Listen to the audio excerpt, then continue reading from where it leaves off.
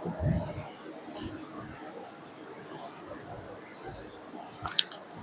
Students, आज जो हमारी क्लासेस रहेगी ये डाइजेशन बेस्ड रहेगी, पाचन संबंधित, जो कि हमारी महत्वपूर्ण जो भी कॉम्पिटेटिव जो क्लासेस रहती है उसके लिए बहुत ही ज्यादा इंपॉर्टेंट है। जो भी नजदीक हमारी एग्जाम आ रही है इसमें डाइजेशन बेस्ड आपसे क्वेश्चन एक दो बनता है, जिसके बारे में आज हम समझते हैं कि कितने सारे डाइजेशन में क्या क्या टूल्स रहते हैं और इसके कितने फंक्शन होते हैं। इसके बारे में, पूरी प्रोसेस के बारे में सब जानते हैं हम लोग वन बाय वन। चलेगा, ये हमारी फर्स्ट क्लास है डाइजेशन से रिलेटेड। स्टार्ट करते हैं। हमारा जो आज की क्लास रहेगी ये फुल डाइजेस्टिव बेस्ड रहेगी, पाचन संबंधित। चलेगा, डाइजेशन या digestive system, digestive system system या इसी को बोलते हैं हम लोग पाचन। क्या बोलते हैं? पाचन। ठीक है, तो आज हम जो पढ़ने जा रहे हैं ये पाचन से संबंधित पूरी क्लासेस रहेगी आज की। ठीक है, तो पाचन क्या होता है? तो सबसे पहले आपको बोलेगा कि पाचन क्या होता है। तो पाचन हमारे पास देखेंगे तो सबसे पहले हमको ये समझ आना चाहिए कि एक्चुअल में जब हमको जरूरत क्यों है पाचन की, है ना। देखिएगा, सबसे पहले तो हमको ये समझना पड़ेगा कि हम क्रियाशील प्राणी है ना। हम निरंतर काम करते हैं। अगर हम लोग काम नहीं भी करते तो हमारे जो इंटरनली ऑर्गन है वो कंटिन्यू काम करते हैं। ठीक है, तो हमको कंटिन्यू काम करना है तो हमको ऊर्जा की जरूरत पड़ेगी, और ऊर्जा हमको डायरेक्टली सिंपल फॉर्म में नहीं मिलती, एकदम सरल फॉर्म में नहीं मिलती है ना।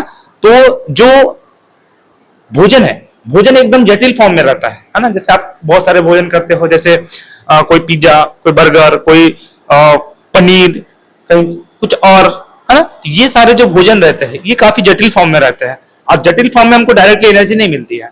हमको इसको सरल करना रहता है। क्या करना रहता है? सरल। तो डाइजेशन में क्या होता है कि पहले तो भोजन लेंगे, भोजन ग्रहण करेंगे, और भोजन करके उसको क्या करेंगे हम छोटे छोटे टुकड़ों में तोड़कर क्या करेंगे, उसको अवशोषण होगा। भोजन जब अवशोषण होगा तो उसका रिस्पायरेशन होगा, श्वसन होगा, और उससे एनर्जी बनेगी, और एनर्जी बनने के बाद वो उससे हम क्या करेंगे, काम करेंगे।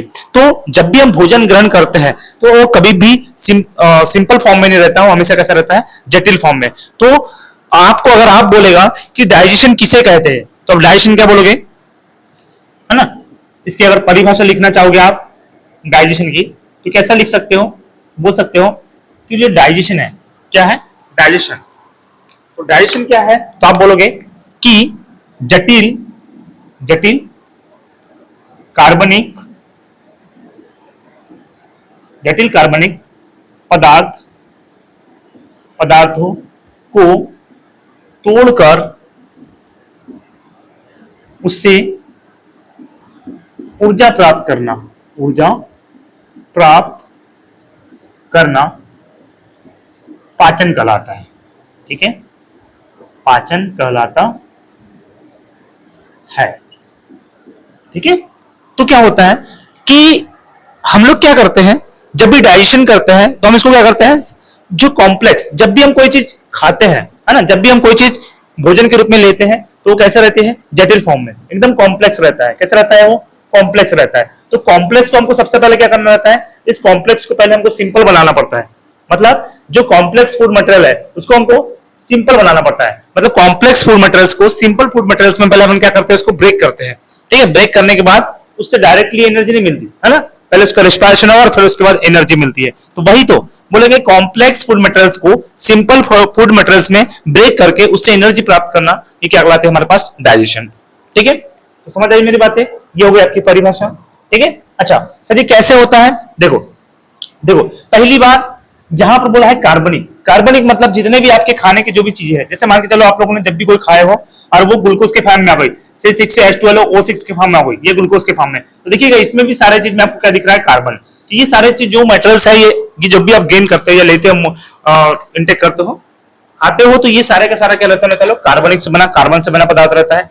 तो ये कार्बनिक पदार्थ में ही ऊर्जा रहती है, इसी में क्या रहती है, चलो एनर्जी रहती है। तो आप क्या करोगे, सबसे पहले मुगुआ से क्या लोगे, पहले भोजन लोगे, क्या लोगे, भोजन लोगे, है ना। भोजन जो रहेगा वो कैसे फॉर्म में रहेगा, जटिल फॉर्म में रहेगा। कैसे फॉर्म में रहेगा, जटिल फॉर्म में रहेगा। अब इसको जैसे ही आप लोग कहां डालोगे, मतलब ये जैसे भोजन ग्रहण करोगे आप तो सबसे पहले मुख गुहा आएगा, क्या आएगा, मुख गुहा आएगा, और मुख गुहा से यहां पर कुछ पाचन होगा, मान के चलो यहां पर स्टार्च का पाचन हो गया आपके पास, स्टार्च का पाचन हो जाएगा। फिर जैसे ही थोड़ा सा आगे बढ़ेगा तो तुम्हारे पास क्या आ जाएगा, हम इसके बाद आ जाता है आपके पास ग्रसनी, क्या रहता है, ग्रसनी, या इसके बाद रहता है आपके पास ग्रसनी, और उसके बाद जस्ट आ जाता है आपके पास ग्रशिका, है ना, ग्रशिका। ठीक है, तो ये जो ग्रसनी होती है ना, या ग्रसनली होती है, इन दोनों में तो डाइजेशन होता नहीं है, लेकिन ये भी काम में आते हैं। ठीक है, अच्छा, फिर यहां देखोगे आप लोग, आपके पास क्या मिल जाएगा, स्मॉल इंटेस्टाइन, मतलब छोटी आंत। ठीक है, क्या मिल जाएगा, छोटी आंत, है ना, छोटी आंत। तो छोटी आंत में भी डाइजेशन होता है। ठीक है, उसके बाद आपको क्या मिल जाएगा, बड़ी आंत, क्या मिल जाएगा, बड़ी आंत, है ना, बड़ी आंत, और बड़ी आंत में भी डाइजेशन होगा, इसको बोलते हैं स्मॉल इंटेस्टाइन। ठीक है, स्मॉल इंटेस्टाइन, इंटेस्टाइन, और इसको बोलते हैं लार्ज इंटेस्टाइन। ठीक है, तो इनमें जनरली इसमें पाचन होता है, इसमें पाचन नहीं होता, और डायरेक्टली ये क्या होगा, ये तुम्हारे पास, ये तुम्हारा मान लीजिए एनस है, एनस के माध्यम से क्या हो जाएगा, बाहर हो जाएगा। तो देखिएगा सबसे पहले क्या करेगा, ये पहले दांत के माध्यम से, इसमें मुख गुहा में क्या रहेगा, दांत रहेगा, जीभ रहेगा, ये सब क्या करेगा, उसको धीरे धीरे से ब्रेक करेगा, क्या करेगा, ब्रेक करेगा, छोटे छोटे टुकड़े में तोड़ेगा, उसमें सलाइवा मिलेगा, थोड़ी सी लाल ग्रंथि मिलेगी, और उसमें स्टार्च का पाचन हो जाएगा। फिर ये इसको ग्रसनी को देगा, ग्रसनी इसको ग्रसिका को देगी, और ग्रसिका से सीधा कहां चल जाएगा, छोटी आंत में, छोटी आंत में यहीं पर पूरा पाचन हो जाता है। ठीक है, सॉरी, इससे पहले हमारे पास एक आमाशय है ना, यहाँ इससे पहले हमारे पास क्या आएगा, ग्रसिका के बाद आमाशय, तो आमाशय में पाचन होता है, आमाशय में बोले तो स्टमक में पाचन होता है, स्टमक में। ठीक है, स्टमक में भी पाचन होगा, और स्टमक के बाद सीधा कहां चल जाएगा, छोटी आंत में, छोटी आंत से बड़ी आंत, और बड़ी आंत में, बड़ी आंत से आमाशय में। तो ठीक है, तो पाचन कहां कहां होगा, आपका मुख गुहा में होता है, आपका आमाशय में होता है, और आपकी छोटी आंत में होता है, तीन ही जगह आपके पास डाइजेशन होता है, इसके बाद नहीं होता है। ठीक है, तो देखिएगा, तो यहां से क्या होता है, हम लोग ने जैसे मुख से भोजन लिए जटिल कार्बनिक पदार्थ, वो टूटते टूटते टूटते टूटते कैसा हो जाएगा, सिंपल फॉर्म में आ जाएगा, कहां पर, छोटी आंत में सिंपल फॉर्म में आ जाएगा, और इस सिंपल फॉर्म में जैसे ही आएगा तो इसको हम क्या कर लेंगे, ये जो ग्लूकोज में जो ग्लूकोज बना है एकदम सिंपल फॉर्म, उसको अपन ब्लड में मिला देंगे, और ब्लड में मिलाने के बाद क्या करेगा, ये प्रत्येक कोशिका में जाएगा, प्रत्येक कोशिका में माइटोकॉन्ड्रिया में जाएगा, और माइटोकॉन्ड्रिया से क्या होगा, रिस्पिरेशन होगा, रिस्पिरेशन के माध्यम से क्या हो जाएगा, यहां पर एनर्जी एब्जॉर्प्शन हो जाएगा। ठीक है, तो ये सारी इसकी क्या रहती है, प्रोसेस। तो देखिएगा डाइजेशन क्या होता है, सिंपली डाइजेशन होता है बेटा, हम क्या करेंगे, ये जो कॉम्प्लेक्स फूड मटेरियल्स है, एकदम जटिल भोज्य पदार्थ है, इसको क्या करेंगे हम लोग, तोड़ तोड़ के ब्रेक ब्रेक कर करके तोड़ करके इसको सिंपल फॉर्म में कन्वर्ट करेंगे, और सिंपल फॉर्म में जैसे कन्वर्ट होगा तो ये जैसे हमको मिलेगा किसके, ग्लूकोज के फॉर्म में, और ग्लूकोज जाएगा सीधा कहां पर, माइटोकॉन्ड्रिया में, कहां जाएगा, माइटोकॉन्ड्रिया में जाएगा, और माइटोकॉन्ड्रिया में जाने के बाद, माइटोकॉन्ड्रिया में जाने के बाद यहां पर एक क्रेब्स साइकिल चलेगी, क्रेब्स साइकिल चलती है, क्रेब्स चक्र चलेगा, और इस क्रेब्स चक्र में क्या बन जाएगा बेटा, एनर्जी बन जाएगी, क्या बन जाएगी, एनर्जी बनेगी, क्या बनेगी, एनर्जी बनेगी, ऊर्जा बनेगी, और इसको हम एटीपी के रूप में काम ले लेंगे। ठीक है, एटीपी के रूप में हम इसको ऊर्जा के फॉर्म में काम में ले लेते हैं, और इससे हम अपना काम कंप्लीट कर सकते हैं। ठीक है, तो ये ऐसी प्रोसेस चलती है, तो ये डाइजेशन है। ठीक है, तो क्या डाइजेशन आप बोल सकते हो कि देखो यहां पर कैसा था, जटिल था भोज्य पदार्थ, कॉम्प्लेक्स फूड मटेरियल था, कॉम्प्लेक्स। ठीक है, इस कॉम्प्लेक्स फूड मटेरियल्स को हमने क्या सिंपल फॉर्म में तोड़ दिए, और इसी को बोलते हैं हम लोग डाइजेशन। ठीक है, अब इसको देखेंगे हम कहां कहां डाइजेशन होता है। अच्छा, ये वाली जो प्रोसेस है ये पूरी पानी की प्रेजेंस में होता है, वाटर की प्रेजेंस में होता है, मतलब पानी की उपस्थिति में होता है। ये सारी प्रोसेस कहां होती है, पानी में, तो इसलिए बोलेंगे इसको हाइड्रोलाइटिक प्रोसेस है। ये कैसी है, हाइड्रोलाइटिक प्रोसेस है, हाइड्रोलाइटिक प्रोसेस। ठीक है, ये सारी प्रक्रिया कैसी बेटा, हाइड्रोलाइटिक। ठीक है, ये बोलोगे देखो ये ब्रेक डाउन हो रहा है, तो इसको बोलेंगे विखंडन प्रोसेस भी है। ये कैसी है, विखंडन प्रोसेस है, ब्रेक डाउन प्रोसेस है ये। ठीक है, ब्रेक डाउन प्रोसेस है। ठीक है, विखंडन बोलो, ब्रेक डाउन है, क्यों, क्योंकि भाई ये सब वाटर की प्रेजेंस में होता है। ठीक है, तो वाटर के प्रेजेंस में होता है, इसलिए इसको क्या बोलेंगे हम लोग, हाइड्रोलाइटिक प्रोसेस है। दूसरी चीज ये विखंडन प्रोसेस है, टूटता है, इसमें ब्रेकडाउन होता है। ठीक है, तो अगर आपको सिंपली पूछेगा डाइजेशन किसे कहते हैं, तो आप बोल दीजिएगा कि पाचन जटिल कार्बनिक पदार्थ को सिंपल कार्बनिक पदार्थ में तोड़कर, या जटिल कार्बनिक पदार्थ को सरल कार्बनिक पदार्थ में तोड़कर उससे ऊर्जा प्राप्त करना ही क्या कहलाता है, पाचन कहलाता है। ठीक है, तो ये आपको समझ आया होगा। ठीक है, चलेगा, अब मैं आगे बढ़ता हूं थोड़ा सा। ठीक है, तो आपको समझ आया कि मुख गुहा से स्टार्ट हो जाता है डाइजेशन, और सीधा ये कहां चल जाता है, इनस से तो ये जो हमारा जो है ये वेस्टेज मटेरियल बाहर निकल जाएगा, लेकिन जो स्मॉल इंटेस्टाइन में है यहीं पर पूरा पाचन हो जाता है। अभी मैं इसका पूरा एक एक फंक्शन को समझाऊंगा, थोड़ा सा पेशेंस रखिएगा, ठीक है। चलिए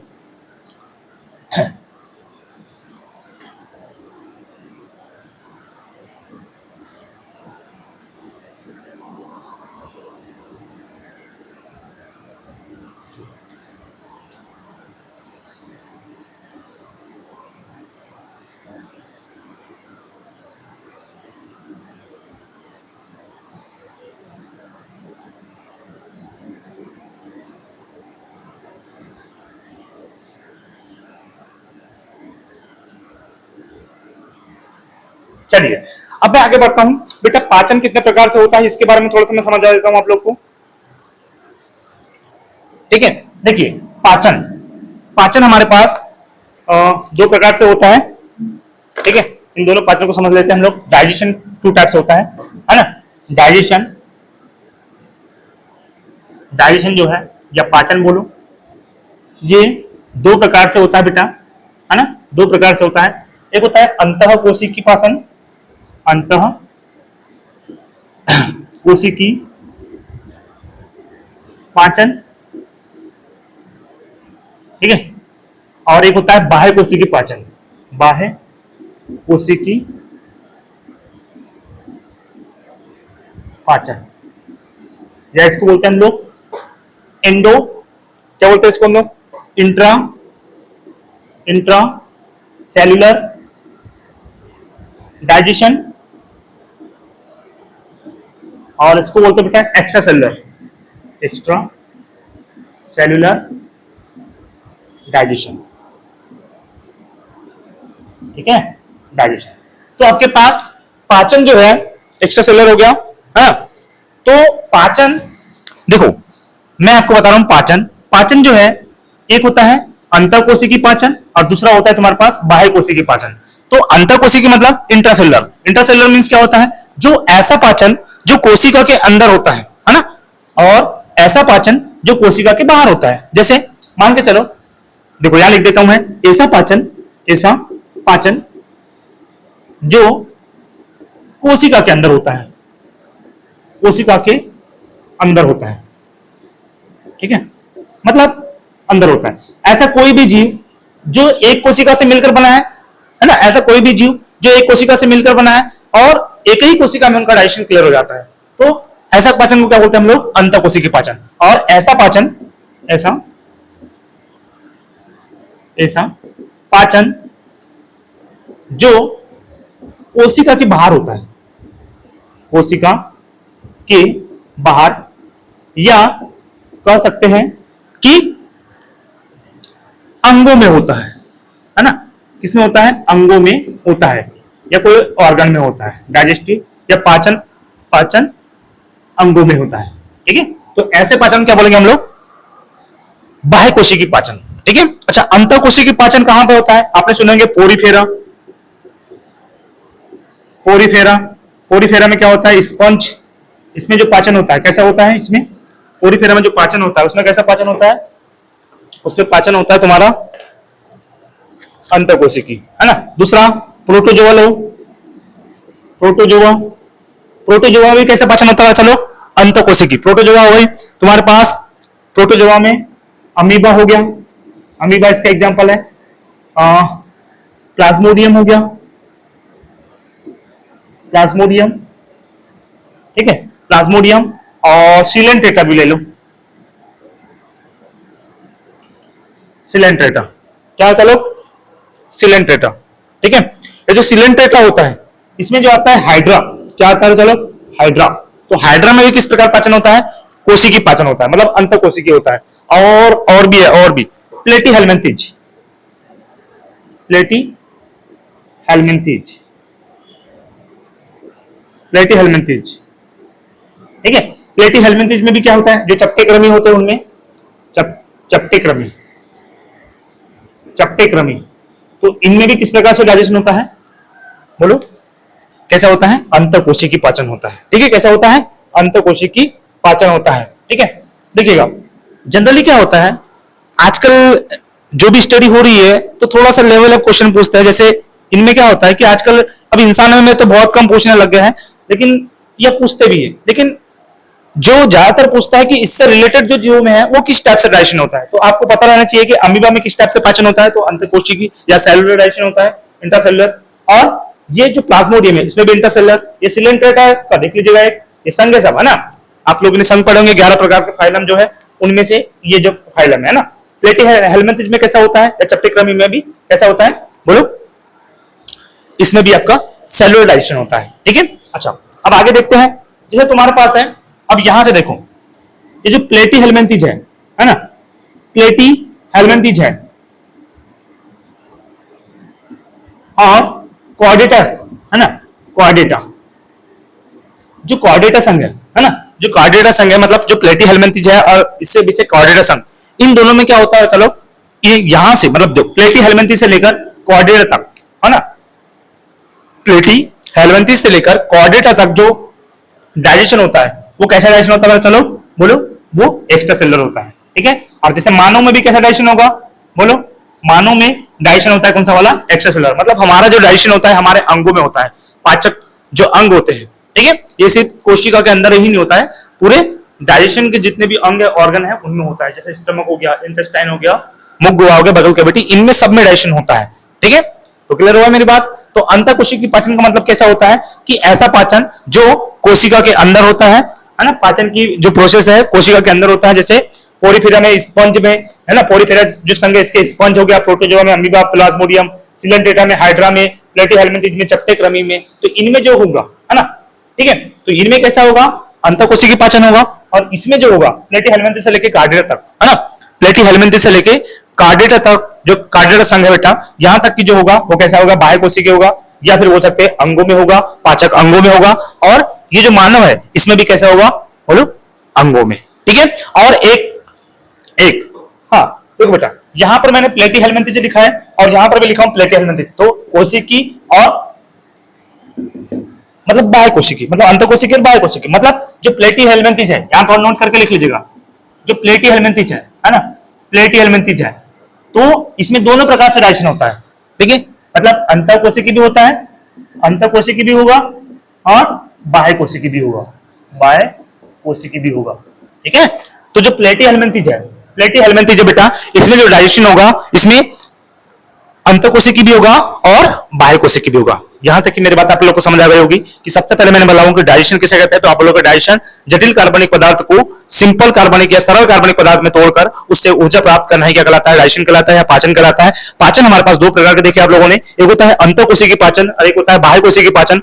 अंतःकोशिकीय पाचन को बोलते हैं इंट्रासेलुलर डाइजेशन और बाह्य कोशिकीय पाचन को बोलते हैं एक्स्ट्रा सेलुलर डाइजेशन, ठीक है। तो बेटा ऐसा पाचन जो कोशिका के अंदर हो जाता है, ऐसा डाइजेशन जो कंप्लीट कहां हो जाता है बेटा, सेल के अंदर ही हो जाता है, तो ऐसे पाचन को बोलते हैं इंट्रासेलुलर डाइजेशन। और ऐसा डाइजेशन जो कि हमारे कोशिका के बाहर या फिर कोई ऑर्गन्स में होता है, डाइजेस्टिव ऑर्गन्स में होता है, तो ऐसे पाचन को हम क्या बोलते हैं बेटा, बाह्य कोशिकीय पाचन, ठीक है। तो इसके अंतर्गत ये पूछते हैं जैसे कि अमीबा में किस प्रकार से, प्लेटी हेलमिंथिस से, या प्लाज्मोडियम में, हाइड्रा में, चप्टेक्रमी में किस टाइप से डाइजेशन होता है, तो आप बता दीजिएगा कि इसमें इंटरसेलुलर होता है। और ये जो प्लेटी हेलमिंथिस संघ से लेकर, संघ मतलब फाइलम, प्लेटी हेलमिंथिस संघ से लेकर कार्डिया तक के जो भी डाइजेशन होता है इसमें होता है बाह्य कोशिकीय पाचन। और एक आपके पास प्लेटी हेलमिंथिस है बेटा, इसमें आपका अंतःकोशिकीय पाचन भी होता है और बाह्य कोशिकीय पाचन भी होता है। और एक मानव जो है इसमें बाह्य कोशिकीय पाचन होता है, कोई अंगों में होता है। तो अब हम जानेंगे बाह्य कोशिकीय पाचन मानव में किस प्रकार से अंगों में होता है, ठीक है। चलेगा, क्लास बढ़ाते आगे।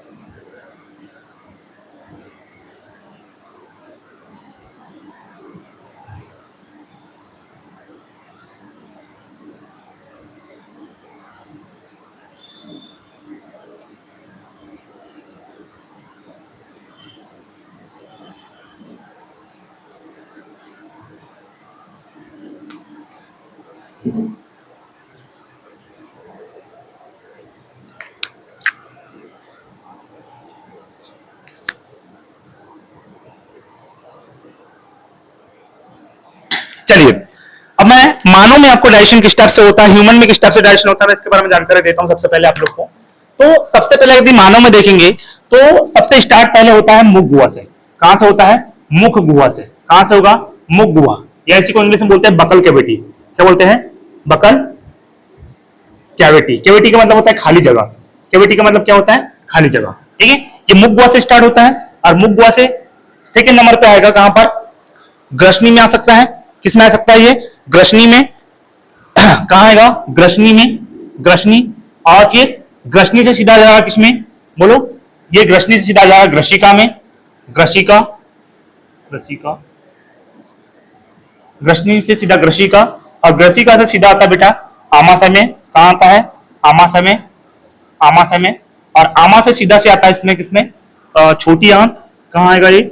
छोटी आंत में आएगा खाना उसके बाद, और छोटी आंत से फिर उसके बाद आ जाता है हमारे पास बड़ी आंत में। कहां आता है मेरा? चलो, बड़ी आंत में। और बड़ी आंत से बाद सीधा कहां खाना निकल जाएगा? एनस से बाहर निकल जाता है। एनस से बाहर निकल जाता है। ठीक है, एक ग्रसनी को बोलते हैं फेरेंक्स। क्या बोलते हैं? चलो, फेरेंक्स। ठीक है, एक ग्रसिका को बोलते हैं इसोफेगस। क्या बोलते हैं? चलो, इसोफेगस।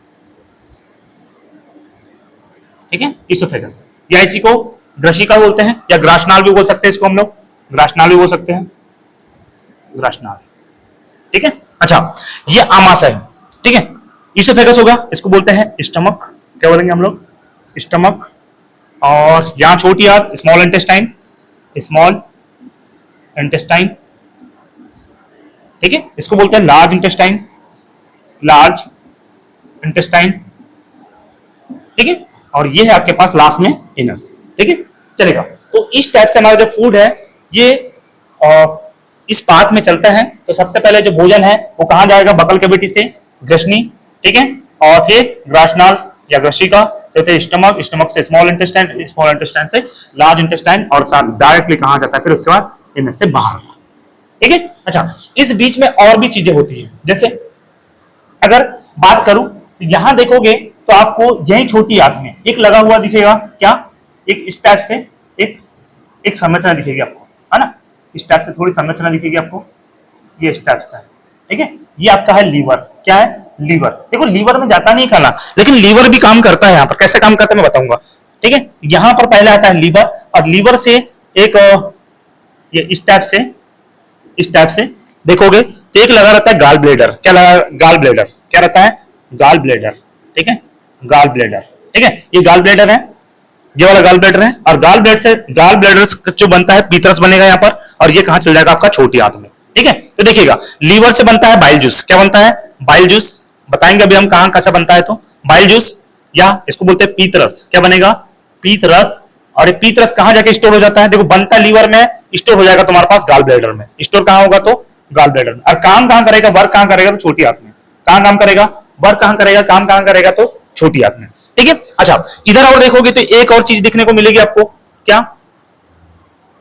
ये इस टाइप से, ये इस टाइप से आपको एक चीज देखने को मिलती है, इसका नाम है पैनक्रिस। क्या बोलते हैं इसको? अग्नाशय। क्या बोलते हैं इसको हम लोग? अग्नाशय।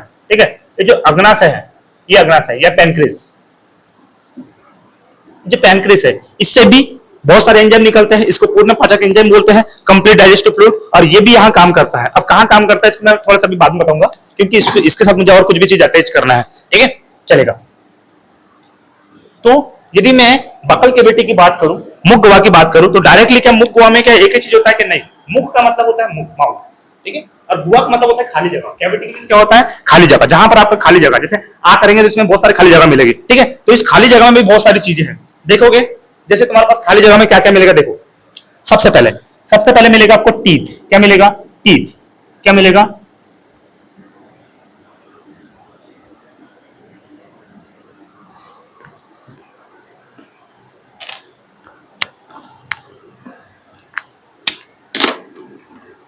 चलिए, सबसे पहले क्या मिलेगा आपको यहाँ पर? टीथ। क्या मिलेगा? टीथ। टीथ बोले तो दांत। सबसे पहले क्या मिलेगा मेरे? चलो, दांत। ठीक है, दांत के बाद आपको सीधा मिलेगा जीभ। क्या मिलेगा? जीभ बोले तो टंग। क्या मिलेगा? टंग। टंग बोले तो जीभ। और इस जीभ के बाद डायरेक्टली आपको थर्ड चैप्टर में, इसमें थर्ड पार्ट मिलेगा आपको। क्या? सलाइवरी ग्लैंड, या सलाइवरी ग्लैंड, है ना? या सलाइवरी, सलाइवरी ग्लैंड, ग्लैंड। ठीक है, या इसको बोलते हैं हम लोग क्या? स्लाइडर ग्लैंड को बोलते हैं, स्लाइड बोलते हैं लार ग्रंथि। क्या मिलेगी? लार ग्रंथि। ठीक है, ये लार ग्रंथि। लार ग्रंथि की होती 3 जोड़ी मिलती है। कितनी जोड़ी मिलेगी यहाँ पर? 3 जोड़ी। ठीक है, अच्छा ये देखिएगा, लार ग्रंथि के बाद सीधा सीधा आ जाएगा आपका ये फेरेंक्स। देखो फेरेंक्स और एक पक्षी होता है लैरिंक्स।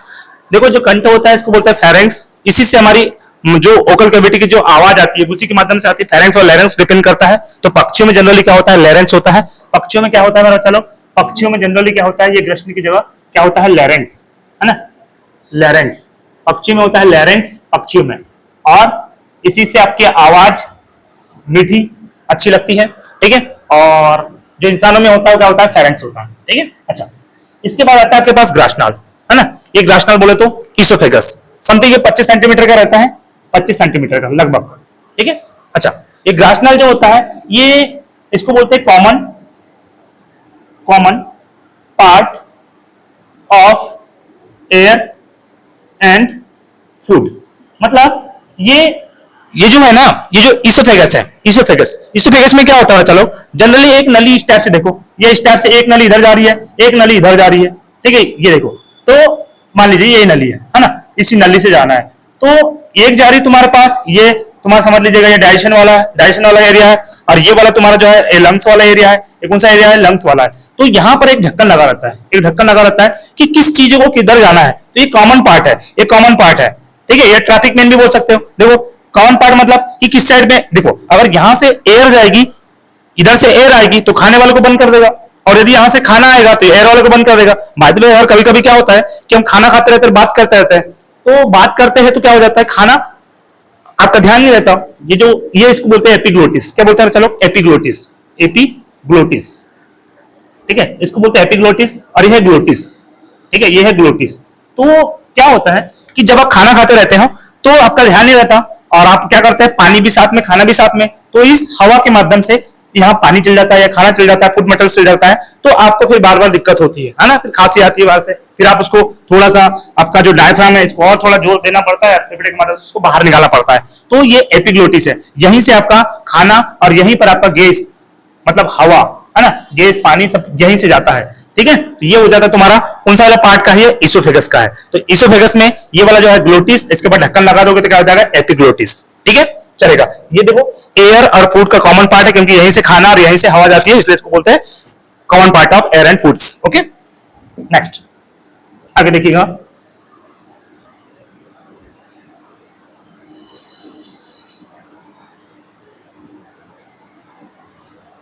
चलो इसको भी थोड़ा बाद में बताऊंगा, ये लीवर वूवर को थोड़ा सबर रखो, पहले मेरे को इसको पूरा समझाने दो अच्छे से।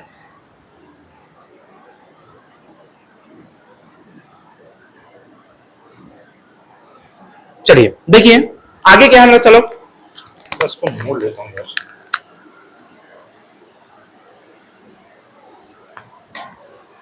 आगे देखिए, आगे में आपको क्या दिखेगा? देखो ध्यान समझो, यह है स्टमक। स्टमक के 3 पार्ट होते हैं। स्टमक के कितने पार्ट होते हैं? चलो 3, 1 2 3, है ना। उसी प्रकार से स्मॉल इंटेस्टाइन के भी होते हैं 3 पार्ट। कितने पार्ट होते हैं? 3, 1 2 3।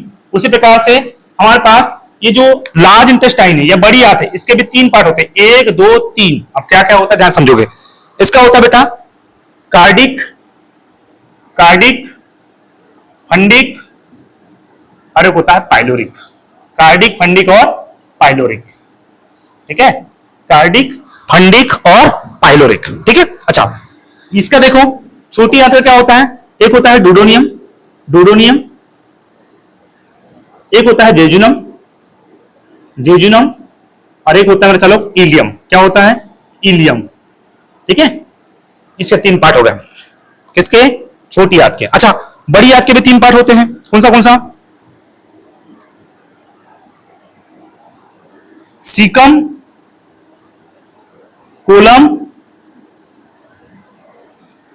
कोलम और रेक्टम।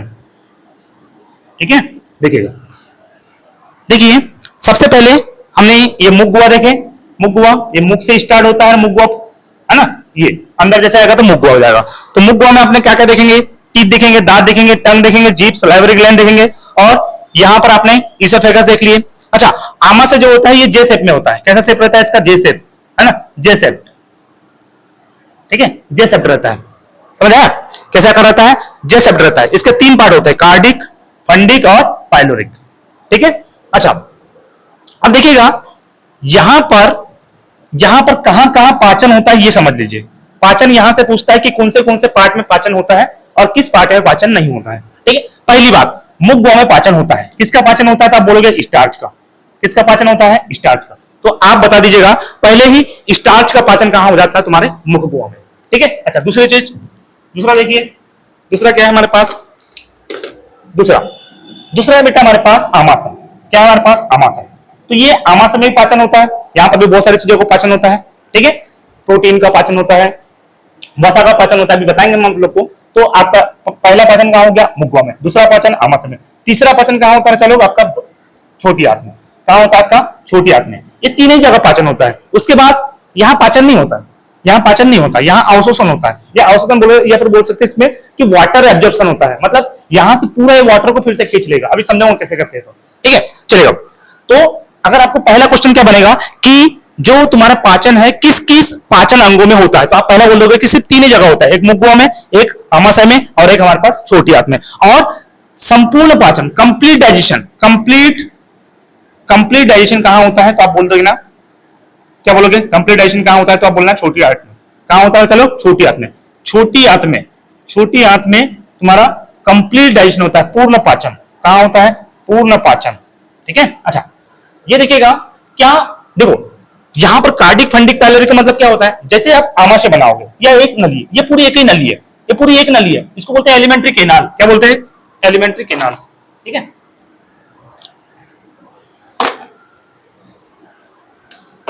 देखो इसको पूरी, ये वाली जो पूरी लाइन है इसको बोलते हैं एलिमेंट्री केनाल। क्या बोलते हैं, एलिमेंट्री केनाल, ठीक है। इसको बोलते हैं एलिमेंट्री केनाल, ठीक है। देखिएगा ये एलिमेंट्री केनाल जो है, ये पूरी क्या है, ये पूरी एक ही नली है ना, एक ही ट्यूब है। और इसकी जो लंबाई है ये 8 से 10 मीटर रहती है। कितने रहते हैं, चलो 8 से 10 मीटर। सोचिएगा 1 मीटर में कितना होता है, ठीक है। तो और उसमें भी अगर देखोगे तो छोटी आंत की लंबाई, इसकी खुद की लंबाई छोटी आंत की 6.5 मीटर खुद की हो जाती है, इसकी 6.5 मीटर। अच्छा तो बड़ी आंत की कितनी है, सिर्फ ओनली 1.5 मीटर। बोलो कोई दिक्कत नहीं है, नहीं है। छोटी आंत की कितनी होती है, चलो 6.5 मीटर, बड़ी आंत की 1.5 मीटर, ठीक है। और सबसे ज्यादा डाइजेशन कहां होता है, बोलेगा कि हमारे इस पाचन सिस्टम में, इस पूरे ऑर्गन में सबसे ज्यादा डाइजेशन कहां होता है, तो आप बोलोगे छोटी आंत में तो होता ही है। मैंने बोल दिया कि सबसे ज्यादा डाइजेशन होता है कहां पर, छोटी आंत में। अब छोटी आंत में क्यों डाइजेशन होता है, क्योंकि आप देखोगे छोटी आंत में क्यों होता है, क्योंकि यहां पर रहता है पेनक्रियास, है ना। मैं बना देता हूं यहां पर थोड़ा सा, ये है पेनक्रियास। और पेनक्रियास से बहुत सारा जूस निकलता है, बहुत सारे एंजाइम निकलता है। और ये एंजाइम कहां जाता है पता है आप लोग को, ये जाता है सीधा सीधा सीधा सीधा छोटी आंत में। कहां जाता है, छोटी आंत में। और छोटी आंत के भी कहां पर, डूडोनियम में। कहां जाता है, छोटी आंत के डूडोनियम में। अच्छा इधर से लीवर निकालेगा, क्या निकालेगा, लीवर। और लीवर भी बाइल जूस निकालेगा, ये लीवर निकालेगा बाइल जूस। अच्छा बनाएगा तो ये जमा कहां कर देगा, गाल ब्लेडर में जमा कर देगा, ये इसका गाल ब्लेडर है। अच्छा गाल ब्लेडर है, यहां जमा करेगा बाइल जूस और दे देगा किसको, फिर से ये भी डूडोनियम को ही दे देगा। तो सबसे ज्यादा पाचन तो यही होगा ना, जब सारे जूस यही आ रहे हैं मैक्सिमम, उसके भी इसके भी, ठीक है। तो भाई सबसे ज्यादा पाचन, सबसे ज्यादा पाचन, सबसे अधिक पाचन, सबसे अधिक पाचन बोलेगा तो आप बोल देना किसमें, डूडोनियम में। और डूडोनियम बोलेगा तो छोटी आंत में, ठीक है। अगर बोलेगा कि सबसे ज्यादा पाचन कहां होता है तो छोटी आंत में, और छोटी आंत के भी किस पार्ट में बोलोगे तो यहां पर डूडोनियम में, ठीक है। क्यों, क्योंकि सारे जो ये जो पेनक्रियास है, ये अग्नाशय है, ये अग्नाशय भी कहां जुड़ा हुआ रहता है, ये अग्नाशय कहां से जुड़ा रहता है बेटा, ये अग्नाशय भी तुम्हारा कहां से जुड़ा रहता है, ये जो पेनक्रियास है ये भी जुड़ा रहता है तुम्हारा डूडोनियम से। इधर से लीवर से आएगा, लीवर से आएगा बाइल जूस, बनाएगा लीवर और उसको स्टोर कहां करेगा, स्टोर करेगा गाल ब्लैडर में। जरूरत पड़ने पर किसको दे देगा, वो डूडोनियम को, छोटी आंत में जाएगा। तो सबसे ज्यादा पाचन तो यही होगा ना। अच्छा सबसे ज्यादा जो अवशोषण होता है, मतलब जितना भी आपने पचित भोजन करे हो, वो सबसे ज्यादा अवशोषण कहां होगा, तो आप बोलोगे इलियन में, है ना, इलियम में। अवशोषण सबसे ज्यादा अवशोषण कहां होगा, तो आप बोल देना बेटा ऑब्जर्प्शन सबसे अधिक कहां होता है, तो आप बोलोगे इलियम में, ठीक है। अच्छा अब देखिए होता कैसा है, प्रोसेस समझाता हूं एक बार आपको फिर से, है ना। फिर समझाता हूं बेटा कि आप लोगों ने सबसे पहले खाना लिए, मान के चलिए खाना है, तुमने खाना ले लियो। अब खाना मुख गुहा में गया, मुख गुहा में जैसे जाएगा तो क्या करेगा, ये बकल कैविटी में जैसे जाएगा तो टीथ उसको छोटे छोटे पार्ट में तोड़ देगा, ब्रेक डाउन कर देगा, और जैसे ही आपने इसको टीथ दांत से ब्रेक डाउन करे हो तो इसमें थोड़ी सी जो टंग है उसको थोड़ी सी गति दे देगा, क्या देगा, गति देगा, और थोड़ा सा इसमें स्वाद का पता भी लगा देता है, ठीक है, जीभ के माध्यम से इसको थोड़ा गति देने के लिए, मोशन देने के लिए। और यहाँ से जो सलाइवरी ग्लैंड मिलेगी बेटा, इससे तो सबसे पहले स्टार्च का पाचन हो ही जाएगा, क्योंकि यहाँ पर दो प्रकार का एंजाइम निकलता है, और यहाँ पर दो प्रकार की ग्लैंड रहती है ना, एक होती है सलाइवरी ग्लैंड, एक सलाइवरी ग्लैंड रहती है। सलाइवरी ग्लैंड तीन प्रकार की होती है, यहाँ पर तीन जोड़ी है ना। सलाइवरी ग्लैंड कितने प्रकार से होती है, लाल ग्रंथि होती है तीन प्रकार से, एक पेराटॉइड होती है, एक हमारे पास सबलिंगुअल, और एक होती है सबमैंडिबुलर और सबमैक्सिलरी, एक दोनों एक ही होती है, ऊपर नीचे हो जाती है, ठीक है। तो ये दोनों, इसमें से सलाइवरी जो ग्लैंड निकलती है वो क्या निकालेगी, लार निकालेगी, एमाइलेज निकालेगी, या लार निकालेगी, है ना। वो क्या करेगी, इसको क्या करेगी, वो स्टार्च का पाचन कर लेगा। जो लार में टाइलिन एंजाइम रहेगा वो स्टार्च का पाचन कर लेगा, और एक लाइसोजाइम एंजाइम रहेगा वो कीटाणु को मार देगा, ठीक है। ये हो गया। अब इसने पूरे ने मिला दिया, छोटे छोटे पार्ट में तोड़ दिया, स्टार्च का डाइजेशन हो गया। अब ग्रसनी ये एक नली से यहां तक आएगा, यहां से थोड़ा थोड़ा करके यहां तक आएगा ग्रसिका से, फिर ग्रसिका से कहां जा जाएगा, ये आमाशय में। अब आमाशय क्या करेगा, उसमें कुछ प्रोटीन का पाचन कर लेगा, है ना, कुछ उसमें कार्बोहाइड्रेट बचा होगा तो उसका भी पाचन कर लेगा। सॉरी, यहाँ पर कार्बोहाइड्रेट का होता है, ठीक है। तो यहाँ पर हमारे पास किसका पाचन हो जाएगा, तुम्हारे पास जनरली प्रोटीन का पाचन हो जाता है, ठीक है। तो यहाँ पर बहुत सारी चीज पाचन हो जाएगा। अब उसके बाद लगता है छोटी आंत में, देखो लीवर से कोई भी रस नहीं निकलता है, यहाँ पर कोई भी एंजाइम नहीं निकलता है, लेकिन इसमें निकलता है बाइल पिगमेंट, है ना। बाइल पिगमेंट बोले तो पीतवर्णक। ये पीतवर्णक क्या काम करता है, इमल्फिकेशन का काम करता है। जो आमाशय ने जो छोटे छोटे अणु तोड़ के दिए उसको और छोटा बनाने के लिए, मतलब उसके कौन से वाले, उसके लिपिड को जो होता है एकदम बहुत ब्रेकडाउन छोटे छोटे स्मॉल पार्ट में इसको तोड़ने के लिए, फिर यहां से बाइल जूस आता है, ठीक है। इमल्फिकेशन कहते हैं इसको हम लोग, बड़े पार्ट को छोटे पार्ट में तोड़ देना किसके, लिपिड के, ठीक है। अच्छा, ये छोटी आंत में आया, छोटी आंत में बहुत सारे एंजाइम निकलता है, क्यों, क्योंकि बेटा इसका खुद का भी एंजाइम है ना, इसका खुद का भी एंजाइम है, सुक्रोज, माल्टोज, जो सुक्रोज है इसको सुक्रोज, माल्टेज में माल्टोज को तोड़ेगा, माल्टेज का पाचन करेगा, सुक्रेज जो है सुक्रोज का पाचन करेगा, है ना। तो कोई कुछ रेनिन है ना, केशिन है, तो इन चीजों का पाचन करने के लिए यहाँ पर, ठीक है। अभी समझेंगे हम, अभी उसके बारे में, फ्लोट के बारे में समझेंगे अभी, ठीक है। तो छोटी आंत आएगा। अब छोटी आंत में देखो इधर से क्या जुड़ा हुआ है, तुम्हारे पास पैनक्रियास जुड़ा है, इधर से तुम्हारे पास क्या जुड़ा हुआ है, इधर से देखोगे तो लीवर जुड़ा हुआ है। तो सबसे ज्यादा पाचन तो यही होगा ना, डुओडेनियम में। सबसे ज्यादा पाचन कहाँ होता है हमारे शरीर में, बोलोगे पाचन तो बोलोगे डुओडेनियम में, और वो भी कहाँ पे, छोटी आंत में। छोटी आंत आएगा तो छोटी आंत डाल देना, अगर ये पार्ट आएगा तो डुओडेनियम बोल देना। अब आप लोगों ने सब मिक्स कर दियो। अब भोजन क्या करेगा, इस छोटी आंत में छोटी छोटी बिलाई होती है ना, छोटी छोटी बिलाई होती है। बिलाई मतलब एकदम छोटी छोटी फिंगर जैसी संरचना होती है पेट के अंदर में, जो आंत होती है ना। वो जो इतनी लंबी आंत बेटा, इसमें ऐसे देखोगे, ऐसे छोटे छोटे करोगे तो इसके छोटी छोटी बहुत सारी बिलाई होती है, और बिलाई क्या कर देती है, इसका आकार को बढ़ा देती है ना, एक टेनिस कोर्ट के आकार के जैसा बना देती है बोले इसको, ठीक है। तो इतना बड़ा आकार होने के बाद क्या हो जाता है, ये अधिक से अधिक डाइजेशन करता है ना। अधिक से अधिक डाइजेशन कहाँ होता है, तुम्हारे पास छोटी आंत में। तो छोटी आंत में ही तुम्हारा कंप्लीट डाइजेशन हो जाता है, छोटी आंत में ही कंप्लीट डाइजेशन हो जाता है। पूर्ण डाइजेशन, जो पूर्ण पाचन जो होता है वो छोटी आंत में होता है। अब पूरा पच गया है। अब पचने के बाद ये जो बिलाई है ये क्या करेगी बेटा, ब्लड में जो तुम्हारे पास जो छोटे जो अणु तोड़ दिए ग्लूकोज के फॉर्म में, उस ग्लूकोज को एकदम केमिकल को किसमें दे देगा, वो ब्लड में मिला देगा। और ब्लड क्या करेगा, प्रत्येक कोशिका में जाएगा, और प्रत्येक कोशिका में जाने के बाद क्या कर देगा, प्रत्येक कोशिका में जाने के बाद वो प्रत्येक को क्या दे देगा, उस ग्लूकोज को दे देगा। और ग्लूकोज क्या करेगा, जो ग्लूकोज को क्रेब्स चक्र चलेगी तुम्हारा रेस्पिरेशन सिस्टम में, माइटोकॉन्ड्रिया में, और उस माइटोकॉन्ड्रिया में क्या होगा, वो ग्लूकोज को तोड़ देगा ऑक्सीजन की प्रेजेंस में, और एनर्जी बना लेगा और अपना काम कर लेगा। तो ऐसा काम चलता है। और उसके बाद जो बचा हुआ जो मटेरियल से तुम्हारे पास सूखा पदार्थ, वो कहां चल जाएगा, हमारे पास इनस, और इनस हम क्या कर देंगे, बाहर। और ये कंटिन्यू ऐसे प्रोसेस चलते रहती है, ठीक है। अब देखिएगा, मैंने तो ये ऐसे ही थोड़ा थोड़ा बता दिया हूं, है ना, लेकिन अभी हम इसके बारे में पर्टिकुलर पूरा एक एक चीज पढ़ेंगे, इनके रस के बारे में पढ़ेंगे, इनके बारे में थोड़ा थोड़ा जानेंगे, तब हमको और अच्छे समझ आएगा। वैसे देखोगे तो ये जो सीकम वाला पार्ट है, ये हमारा जो यहाँ पर ही बैक्टीरिया होता है, जो कि ई कोलाई बैक्टीरिया सुनेंगे आप लोगों ने, ये जनरली हमारे खाने को पचाने में और मदद करता है ना। ये जो सीकम वाला पार्ट है बेटा, इसी में एक अपेंडिक्स सुनेंगे आप लोगों ने। अपेंडिक्स ये क्या हो जाती है, हमारी थोड़ी सी जो भूतपूर्व जो हमारे पूर्वज जो यूज करते थे डाइजेशन में, मतलब पहले के जमाने में क्या हुआ करता था कि हम लोग जो आदि मानव, मतलब 20 लाख से 40 लाख पहले की बात है, अभी की नहीं, 20 लाख से 40 लाख पहले की बात है, जब हमारा शरीर में एक अतिरिक्त जो बड़ी आंत होती है बेटा, ये समझ लो कि ये बड़ी आंत है हमारे पास, ये बड़ी आंत है ना, ये बड़ी आंत है, ये बड़ी आंत है ना, ये इस टाइप से बना देते हैं हम लोग, ये इस टाइप से। और यहां पर एक छोटी सी देखना, इस टाइप से नली रहती है। ये क्या नली का क्या काम करती है, जनरली जो कच्चे चीज होती थी, कच्चे चीज हमारे यहाँ पहले होती थी ये वाली, ये धीरे धीरे से लुप्त होने लग गई है। कच्ची चीज होती थी, इसको कच्चे को क्या करता था, ये डाइजेस्ट करता था। लेकिन अब क्या है, हम लोग ज्यादातर चीजें पका कर खाने लग गए हैं, तो इसकी जरूरत नहीं पड़ती है। लेकिन कभी कभी कोई लोग जो कोई होता है वो कच्चा ही खाने लगता है, कुछ आम खाएंगे, आम की गुठली खाएंगे, उसके पत्ते खाएंगे, है ना। तो बहुत सारी चीजें वो पाना पत्ती खाते रहते हैं। जो पाना पत्ती खाने के लिए ना ये वाली चीज हमारे लिए प्रेजेंट थी उस समय में, तो अभी भी है, किसी किसी में रहती है। और कभी कभी क्या है, ज्यादा पाना पत्ती खाने से ये वाली चीज बढ़ जाती है, तो यहाँ पर आपको एक शिकायत मिलती है, पेट में दर्द होने लग जाता है, अपेंडिक्स हो गया बोलते हैं, तो इसको हमको कटवाना पड़ता है, क्योंकि ये अननेसेसरी रहती है, कटवा को दिक्कत नहीं होती इससे, ठीक है। तो ये कहाँ होता है, आपके सीकम वाले पार्ट में होता है। क्यों? क्योंकि यहाँ पर जो होता है ना, सेलुलोज का पाचन होता है। किसका पाचन होता है? सेलुलोज का। तो बोलेंगे सेलुलोज का पाचन कहाँ होता है, तो आप बोलोगे सीकम में। कहाँ होता है? सीकम में सेलुलोज का पाचन होता है। सेलुलोज पाचन करने की हमारी क्षमता नहीं है, ठीक है। हमारे यहाँ पर ये वाली नली जो है ये हमारे पास अवेलेबल है, लेकिन छोटी है, इसलिए हम ज्यादा उसको डाइजेस्ट नहीं कर पाते। आप ज्यादा खाओगे तो फिर ये लंबी हो जाएगी, फिर पेट में दर्द करने लग जाएगा। तो शिकायतें इस टाइप से होती है, ठीक है। तो अब देखिए, जितना भी पूरा यहां तक पूरा डाइजेस्ट हो गया, यहां से जो पूरा पदार्थ इसको दे देगा, फिर इसको क्या करेगा, बढ़िया उसमें से पानी को पूरा एब्जॉर्ब कर लेगा, पूरा सूख लेगा, फिर सूखा पदार्थ बाहर और पानी फिर से शरीर के अंदर में। तो ऐसी प्रक्रिया निरंतर हमारी चलती रहती है। अब हम कल आपको पढ़ाएंगे दांत के बारे में, इसके बाद जो भी क्लास रहेगी दांत के बारे में, उसके बाद कितने प्रकार से दांत होता है, दांत का सूत्र क्या होता है, कहाँ कितने प्रकार से दांत अवेलेबल रहते हैं, हमारे भी कितना दांत होता है, कैसे होता है, क्या टाइप, क्या नाम होता है। फिर टंग के बारे में समझेंगे, टंग में हमारा स्वाद कलिका कितने प्रकार की होती है, स्वाद कलिका की संख्या क्या होती है, कौन सा स्वाद हमको कहाँ मिलेगा। और फिर स्लाइविक ग्लैंड के बारे में पढ़ेंगे, कितने प्रकार से ग्लैंड होती है, किस ग्लैंड का काम कौन सा होता है, क्या क्या काम रहता है, तो उसके बारे में हम मलबा बन जानेंगे। और फिर उसके बाद इनमें जितने भी पाचक रस होता है, पाचक एंजाइम जो भी होते हैं, आमाशय से निकलने वाले, अग्नाशय से निकलने वाले, पीताशय से निकलने वाले तुम्हारे अलग अलग डाइजेस्टिव फ्लूइड, उनके बारे में समझेंगे और फिर हमारा डाइजेशन कंप्लीट हो जाएगा, ठीक है।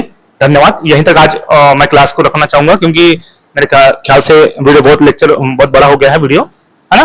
तो आपको थोड़ा ना थोड़ा कुछ ना कुछ समझ आया होगा आज की हमारी क्लास में। यदि आपको समझ आया होगा तो प्लीज लाइक और सब्सक्राइब जरूर करिएगा, मेहनत है। धन्यवाद।